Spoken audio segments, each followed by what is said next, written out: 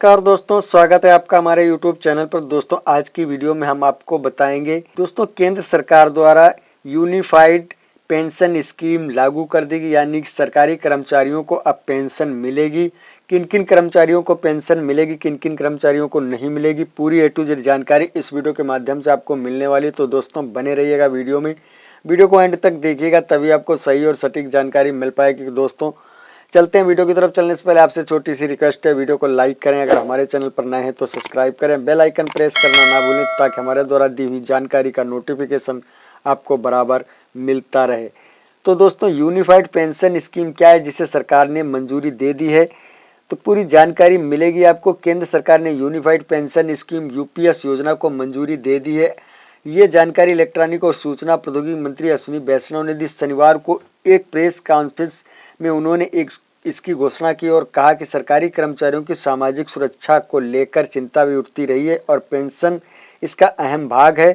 उन्होंने कहा कि सरकारी कर्मचारी देश भर में लोगों की सेवा करते हैं और इससे समाज की एक व्यवस्था चलती है। समाज में उनका महत्वपूर्ण स्थान रहा है।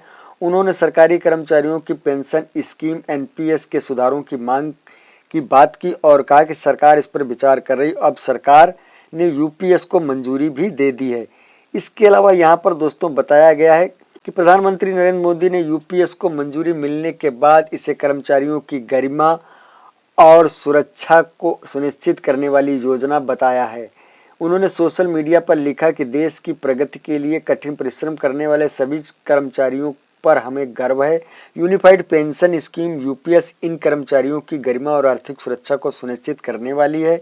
यह कदम उनके कल्याण और सुरक्षित योग भविष्य के लिए हमारी सरकार की प्रतिबद्धता को दर्शाता है। शनिवार को अश्विनी वैष्णव ने कहा, प्रधानमंत्री ने अप्रैल में डॉक्टर सोमनाथ, पूर्व वित्त सचिव के नेतृत्व में इस मामले पर विचार करने के लिए कमेटी बनाई थी। उन्होंने बताया कमेटी के करीब सभी राज्यों के श्रमिक और संगठनों के साथ बात की, साथ ही दुनिया के दूसरे देशों में मौजूद सिस्टम को समझा। इस पूरी प्रक्रिया के बाद कमेटी ने यूनिफाइड पेंशन स्कीम की सिफारिश की, जिससे सरकार ने मंजूरी दे दी है। अश्विनी वैष्णव ने कहा इस स्कीम का भार कर्मचारियों पर नहीं पड़ेगा। उन्होंने बताया कि पहले कर्मचारी इसके लिए 10% का अंशदान करते थे और तथा केंद्र सरकार भी इसके लिए 10% का अंशदान करती थी। 2019 में सरकार ने सरकारी योगदान को 14% कर दिया था। अब सरकार के अंशदान में बढ़ाकर 18.5% कर दिया जाएगा। ये 1 अप्रैल 2025 से यूनिफाइड पेंशन स्कीम लागू कर दी जाएगी और तब तक इसके लिए संबंधित नियमों को बनाने के काम किया जाएगा। कर्मचारियों के पास एनपीएस या यूपीएस में रहने का विकल्प होगा। स्कीम की 5 मुख्य बातें, यानी कि यूनिफाइड पेंशन की 5 मुख्य बातें जो आपको सुन लेनी चाहिए। दोस्तों ध्यान से देखिएगा। अश्विनी वैष्णव ने कहा कि इस यूपीएस के 5 मुख्य हिस्से हैं। वो कौन कौन से 5 मुख्य हिस्से हैं? तो दोस्तों पहला हिस्सा कम से कम 50% सुनिश्चित पेंशन। दूसरा, अश्विनी वैष्णव ने कहा कर्मचारियों की एक मांग थी कि उन्हें एक निश्चित रकम पेंशन के रूप में मिलनी चाहिए, जो कि वाजिब मांग थी। ये रकम रिटायरमेंट के ठीक पहले के 12 महीने औसतन मूल वेतन का 50% होना चाहिए। इसलिए इस शर्त यह है कि कर्मचारी ने 25 साल की सेवा पूरी की हो। अगर पूरी कर चुका है तो उसे 50% वेतन दिया जाएगा।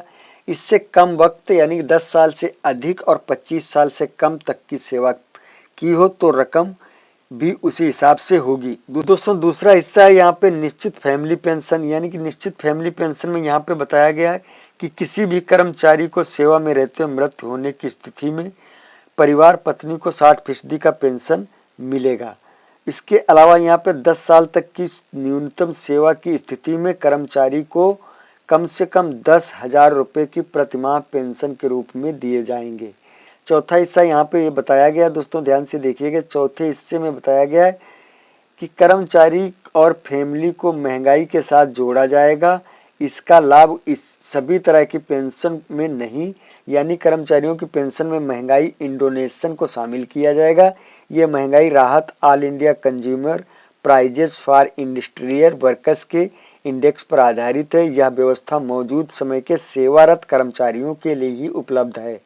5वां हिस्सा यहाँ पे ये बताया गया है कि दोस्तों ग्रेजुटी के अलावा नौकरी छोड़ने पर एक मुश्त रकम दी जाएगी। इसकी गणना कर्मचारियों के हर 6 महीने की सेवा पर मूल वेतन महंगाई भत्ते का 10वां हिस्सा के रूप में होगी। इस रकम से कर्मचारियों को सुनिश्चित पेंशन पर कोई असर नहीं पड़ेगा। तो दोस्तों ये थी जानकारी। वीडियो को लाइक करें, अगर हमारे चैनल पर नए हैं तो सब्सक्राइब करें, बेल आइकन प्रेस करना ना भूलें ताकि हमारे द्वारा दी हुई जानकारी का नोटिफिकेशन आपको बराबर मिलता रहे। मिलते हैं इसी नई जानकारी के साथ, नई वीडियो के साथ। तब तक के लिए धन्यवाद।